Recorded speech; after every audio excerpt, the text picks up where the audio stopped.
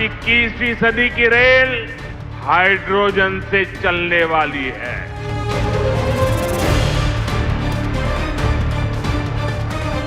नमस्कार, मैं हूं आपके साथ हेमंत कुमार और आज बात देश की पहली हाइड्रोजन ट्रेन की, क्योंकि प्रधानमंत्री नरेंद्र मोदी ने शुक्रवार को देश की पहली हाइड्रोजन ट्रेन को हरी झंडी दिखा करके रवाना किया है। आज यहां से देश को पहली हाइड्रोजन ट्रेन मिली है।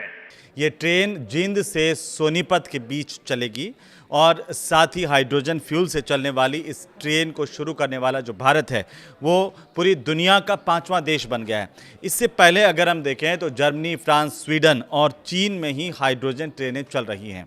लेकिन इस ट्रेन की खासियत क्या है, इसको ज़रा इस वीडियो में जानेंगे। साथ ही ये भी समझेंगे कि इस खास मौके पर जब देश की पहली हाइड्रोजन ट्रेन को प्रधानमंत्री नरेंद्र मोदी ने हरी झंडी दिखा करके रवाना किया तो उन्होंने इस खास मौके पर क्या कुछ कहा, उस पर भी इस वीडियो में बताएंगे। तो चलिए शुरुआत पहले इसी बात से करेंगे कि आखिरकार ये हाइड्रोजन ट्रेन जो है वो देश की, उसकी खासियत क्या है।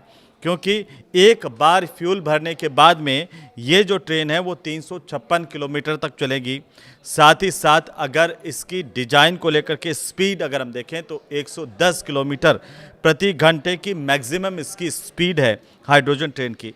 अब आते हैं हाइड्रोजन की खपत कितनी होगी, क्योंकि रोज़ाना 300 किलोग्राम हाइड्रोजन की खपत जो है प्रतिदिन के हिसाब से इसमें होगी। और यात्री क्षमता की अगर इस ट्रेन की हम बात करें तो 682 सीटें इसमें लगाई गई हैं। अपने आप में ये खास है, इसकी डिज़ाइन खास है और कुल मिलाकर के 2600 यात्री इस ट्रेन में यात्रा कर पाएंगे।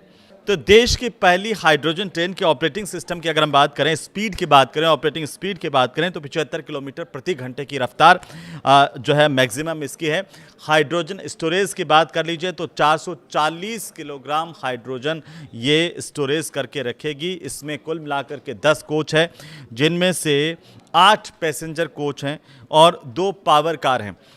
इस तरह से अगर हम प्रत्येक पावर कार की बात करें तो 1200 किलोवाट का प्रत्येक पावर कार, और एक बार जब फ्यूल भर जाएगा तब मैंने बताया कि 356 किलोमीटर तक का सफ़र ये ट्रेन बिना रुके कर सकेगी धुएं की जगह पर। अब देखिए बहुत खास बात यह है कि इस ट्रेन से आप सोच रहे होंगे कि क्या सिर्फ धुआं निकलेगा। धुआं नहीं निकलेगा, धुएं की जगह पर सिर्फ भाप निकलेगी।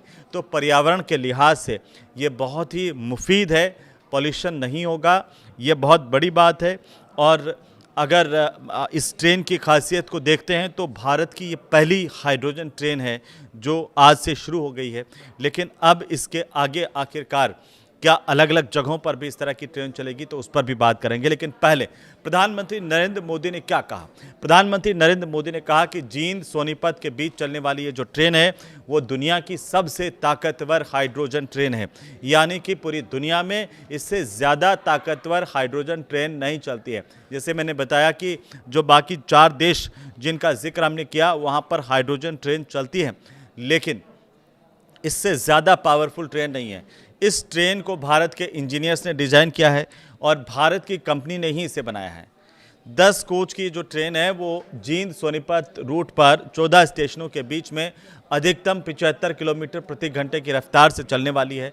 इसका किराया होगा 5 से लेकर के 25 रुपये तक के बीच में, बहुत सस्ता। 5 रुपये से लेकर के 25 रुपये तक के बीच में महज किराया है। ये ट्रेन 89 किलोमीटर का जो सफ़र है वो करीब 2 घंटे के भीतर पूरा करेगी। अब आप जान लीजिए कि हाइड्रोजन आखिरकार कैसे बनता है। तो H2O यानी कि पानी हाइड्रोजन और ऑक्सीजन से मिलकर के बनता है, और जब पानी को बिजली के ज़रिए हम एक खास प्रोसेस के ज़रिए 2 हिस्सों में बांट देते हैं जिसमें हाइड्रोजन और ऑक्सीजन अलग अलग कर देते हैं, तो इस तरह से ये हाइड्रोजन बनता है। लेकिन अब एक और महत्वपूर्ण सवाल आपके दिमाग में आ रहा होगा कि हाइड्रोजन ट्रेन आखिरकार कैसे चलती है। क्योंकि इस ट्रेन का इतना जिक्र हो रहा है तो ये भी जान लीजिए कि ये कैसे काम करती है। हाइड्रोजन ट्रेन को आप ऐसे समझ सकते हैं जैसे ट्रेन के अंदर ही एक छोटा सा बिजली घर लगा दिया हो। इसमें हाइड्रोजन गैस से बिजली बनाई जाती है और उसी बिजली से ये जो ट्रेन है वो चलती है। ये धुआं नहीं छोड़ती, ये सिर्फ भाप छोड़ेगी। 1 किलो हाइड्रोजन से कितनी दूर तक ये ट्रेन जा सकती है, तो इसकी जानकारी ये मिली है कि भारतीय रेल ने अभी इसके आंकड़े हालांकि जारी नहीं किए हैं, लेकिन जो मीडिया रिपोर्ट्स हैं वो ये कह रही हैं कि ये ट्रेन रोज़ाना 2 चक्कर लगाएगी, जिनमें 356 किलोमीटर की दूरी तय की जाएगी और अनुमानित 300 किलोग्राम हाइड्रोजन की इसमें खपत होगी। इस हिसाब से ये ट्रेन 1 किलो हाइड्रोजन में करीब 1.5 किलोमीटर का सफ़र करेगी। इस हाइड्रोजन ट्रेन के ज़रिए जींद सोनीपत रूट पर इसे सबसे पहले क्यों चुना गया, ये सवाल भी सबके मन में आ सकता है। इसकी 2 वजह है। पहली वजह यह है कि इस रूट पर ट्रैफिक कम है, रोज़ाना 8 ट्रेनें इस रूट पर चलती हैं, और दूसरी जो बड़ी वजह है वो यही है कि दिल्ली के पास में है, दिल्ली के नज़दीक है। जींद और दिल्ली की जो दूरी है वो 145 किलोमीटर के करीब है। रेलवे निगरानी के लिए तकनीकी मुहैया करना और पायलट ट्रायल करना इससे आसान हुआ है। ये नॉन इलेक्ट्रीफाइड वाला ब्रॉडगेज मार्ग है और इसीलिए इस मार्ग को चुना गया। ये 2 वजह खास हैं जो मैंने आपको बताई, लेकिन क्या भारत के अन्य रूटों पर भी इस तरह की ट्रेन चलेंगी, ये सवाल भी अब पूरे देश के मन में आ रहा है। तो हाँ, सरकार की तरफ से हाइड्रोजन फॉर हेरिटेज योजना चलाई जा रही है और इसके तहत देश के अलग अलग ऐतिहासिक जो हेरिटेज और पहाड़ी रूट है उन पर इस तरह की 5 हाइड्रोजन ट्रेनें चलाने की योजना अभी शुरुआती तौर पर है। माना यह जा रहा है कि जिन रूट्स पर बिजली की लाइन खींचना काफ़ी मुश्किल होता है, वहाँ पर ये इस तरह की हाइड्रोजन ट्रेन कामयाब होगी। और जो दिल्ली जींद वाला रूट है वो अभी बिजली लाइन से जुड़ा हुआ नहीं है, इसलिए इस पर सबसे पहले जो ट्रायल के तौर पर भी देखा जा रहा है। तो ये जो ट्रेनें अलग अलग जगहों पर भी चलेगी, लेकिन ये जब ट्रेन चलाई जा रही है हाइड्रोजन ट्रेन, ये भारत के लिए बहुत खास है और इसकी जो जिम्मेदारी है चलाने की वो जींद मुख्यालय में तैनात है लोको पायलट राजेश कुमार, उनको दी गई है। उन्हें भारत की पहली हाइड्रोजन ट्रेन के संचालन की जिम्मेदारी मिली है। अब राजेश कुमार ने मीडिया से बातचीत करते हुए जानकारी इस ट्रेन के बारे में दी कि हाइड्रोजन ट्रेन पूरी तरह से एक नई तकनीक पर आधारित है। इसमें पारंपरिक ट्रेनों की तुलना में अगर हम देखें तो ज़्यादा पावर है, ज़्यादा कैपेसिटी है। ये पूरी तरह से साउंड प्रूफ है, यानी कि अगर आप इसके अंदर बैठ गए तो बाहर क्या हो रहा है, किस तरह की आवाज़ आ रही है, वो आपको बिल्कुल सुनाई नहीं देने वाला। क्योंकि जब हम ट्रेन में सफ़र करते हैं तो गड़ गड़ गड़ गड़ गड़ गड़ आप सुनते होंगे कि कई बार अगर आप जनरल डिब्बे में बैठ जाएं तो कितनी सारी साउंड आती है बाहर की। ये ट्रेन पूरी तरह से साउंड प्रूफ है। बाहर क्या हो रहा है, बाहर की कितनी आवाज़ है वो इसके अंदर नहीं आएगी। पर्यावरण में किसी प्रकार का प्रदूषण नहीं होगा, ये सबसे खास बात है इस ट्रेन की। इसका पिकअप अगर देखें तो बहुत ज़्यादा बेहतर है, ये राजेश कुमार ने जानकारी दी। उन्होंने कहा कि पिकअप बेहतर होने से ट्रेन का संचालन ज़्यादा सुगम और प्रभावी भी होता है। अब राजेश कुमार ने यह भी बताया है कि लोको पायलट का चूंकि यात्रियों से सीधे संवाद भी नहीं होता, यदि किसी यात्री को सहायता की ज़रूरत होती है तो लोको पायलट ट्रेन मैनेजर से संपर्क करता है। इसके बाद train manager public address system के जरिए यात्रियों तक सूचना पहुँचाता है और आवश्यक सहायता उपलब्ध करवाई जाती है। उन्होंने ये भी जानकारी दी है कि इस ट्रेन में हाइड्रोजन फ्यूल सेल लगाया गया है। फ्यूल सेल में करीब 8.5 बार के दबाव से हाइड्रोजन गैस भेजी जाती है, जबकि दूसरी तरफ से ऑक्सीजन प्रवेश करती है और दोनों के बीच होने वाली जो रासायनिक प्रक्रिया है उससे बिजली बनती है, जल वाष्प यानी कि भाप बनती है और पानी जो है वो भी पैदा होता है। अब भाप ऊपर उड़ा दी जाएगी, पानी को वापस से इसमें काम में ले लिया जाएगा, क्योंकि बिजली ट्रेन को चलाने का जो बिजली निकलेगी वो इस ट्रेन को चलाने का काम करेगी और जल वाष्प जो भाप है वो वातावरण में ऊपर निकल जाएगी। जैसे ट्रेनों में आप ऊपर देखते हैं धुआं निकलता था, इसमें सिर्फ भाप निकलेगी और जो पानी है इसका बचा हुआ वो नीचे निकल जाता है। यही वजह है कि हाइड्रोजन ट्रेन को पर्यावरण के बिल्कुल अनुकूल माना जाता है। शून्य उत्सर्जन है इसका, ज़ीरो एमिशन है और ये इस तरह की तकनीक वाली ट्रेन मानी जा रही है। अब प्रधानमंत्री नरेंद्र मोदी ने इसकी कुछ खासियतें बताई हैं, कुछ बातें उन्होंने कही हैं, उन पर भी गौर फरमाते हैं, क्योंकि पीएम मोदी ने elevated railway track, 2 medical college समेत 8 प्रोजेक्ट्स का भी उद्घाटन यहाँ पर किया, शिलान्यास किया है।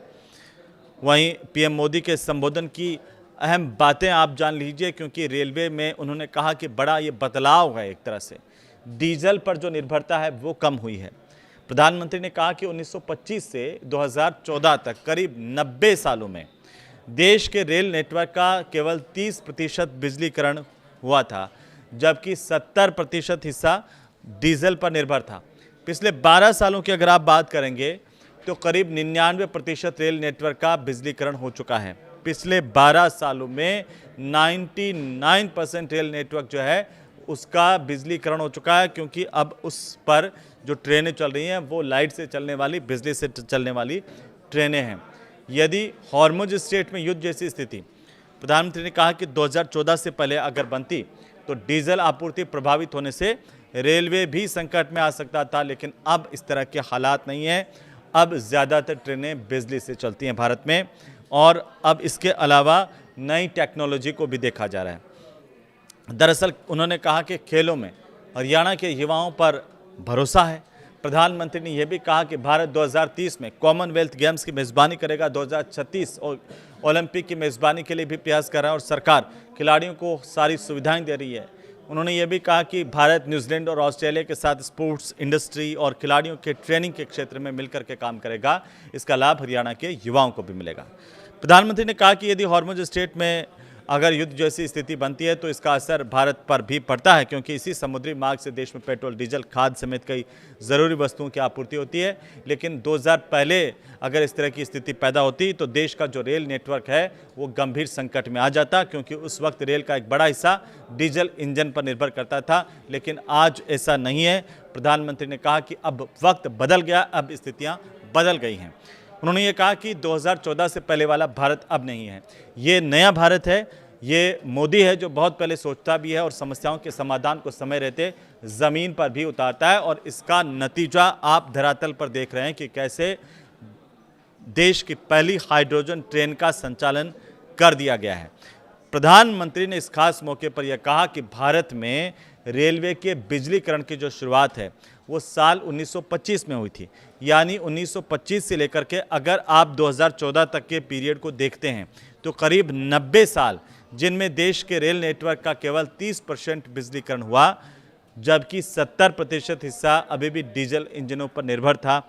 लेकिन उसी रफ्तार से उन्होंने कहा कि अगर जैसे पहले काम चलता था उसी रफ्तार से अगर काम चलता तो पूरे रेल नेटवर्क का 100% बिजलीकरण होने में करीब 200 साल और लग जाते। लेकिन पिछले 12 सालों में स्थिति बदल गई। अब देश के करीब 99% रेल नेटवर्क का जो बिजलीकरण है वो पूरा हो गया है, और इससे रेलवे की डीजल पर निर्भरता काफ़ी कम हो गई है। डीजल का संकट होने के बावजूद भारत की रेलें नहीं रुकी। प्रधानमंत्री ने कहा कि ट्रेन निरंतर चलती रही है। प्रधानमंत्री ने कहा कि फिलहाल ये जो ट्रेन है वो करीब 90 किलोमीटर रूट पर चलेगी, लेकिन भविष्य में इसके विस्तार की अपार संभावनाएं हैं। उन्होंने कहा कि हम लगातार शोध करते रहेंगे ताकि इसकी लागत को हम कम कर सकें और इसकी दक्षता यानी कि इसकी जो एफिशिएंसी है उसको हम बढ़ा सकें। अभी दुनिया में केवल 3-4 देशों के पास ये हाइड्रोजन ट्रेन संचालित करने की क्षमता है, और वहाँ भी ये तकनीक अभी शुरुआती दौर में है। और ऐसे में भारत की जो हाइड्रोजन तकनीक है और ये जो क्षमता है वो पूरे देश के लिए गर्व की बात है, पूरे देश के लिए अभिमान की बात है, खुश होने की बात है, क्योंकि जींद से सोनीपत के बीच में चलने वाली ये जो हाइड्रोजन ट्रेन है वो दुनिया की सबसे शक्तिशाली हाइड्रोजन ट्रेन है। इसकी क्षमता 3200 हॉर्स पावर के है। इसके साथ ही इसका जो परिचालन दूरी के लिहाज से भी अगर हम देखें तो दुनिया की सबसे लंबी हाइड्रोजन ट्रेन की जो सेवाएं हैं उनमें से ये एक है। इस हाइड्रोजन ट्रेन को भारत के ही इंजीनियर्स ने डिज़ाइन किया है। खास बात यह भी है कि भारत की ही कंपनी ने इसे पूरी तरह से बनाया है, यानी कि ये पूरी तरह से स्वदेशी है। अब जींद में और इंफ्रास्ट्रक्चर इसकी वजह से बढ़ेगा, कई और कंपनियां भी आएंगी, और ये भारत में ट्रेन के इतिहास में एक नए युग की शुरुआत मानी जा रही है। आप इसे कैसे देखते हैं, हमें इस कमेंट के माध्यम से ज़रूर बताइए, और ये वीडियो अगर आपको अच्छा लगा हो तो आप इसे ज़रूर शेयर कीजिए। नमस्कार।